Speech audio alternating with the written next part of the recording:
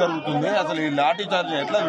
అసలు మేము చాలా ప్రశాంతంగా మా స్టూడెంట్స్ యూనియన్ అందరం మార్చ్ చేసుకోవడానికి పోయాం.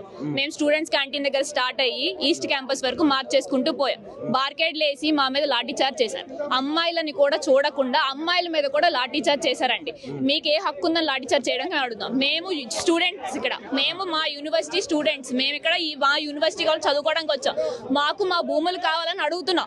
దాని మీద కూడా మేమేదో దొంగల్లాగా ఏదో క్రైమ్స్ చేసినట్టు మా మీద లాఠీ చార్జ్ చేసేంత హక్కు మీకు ఎవరు ఇచ్చారని ఈరోజు అడుగుతున్నాం. మా భూములు మాకు వెనక్కి కావాలి. ఆ భూములు మీవి కావు అని కూడా కొన్ని వార్తలు వస్తున్నాయి. రేవంత్ రెడ్డి స్వయంగా ఆయన కూడా అసెంబ్లీలో కూడా మాట్లాడారు. ఆయన ఏం మాట్లాడుతున్నారో మాకు అర్థం అవ్వట్లేదు సార్. ఫస్ట్ ఆఫ్ ఆల్ ఇక్కడ జింకలు లేవంటున్నారు, నెమలు లేవంటున్నారు. మేము రోజు చూసేది ఏంటో మాకైతే తెలియట్లేదు. మేమైతే వాటిని జింకలు నెమలని అనుకుంటున్నాం.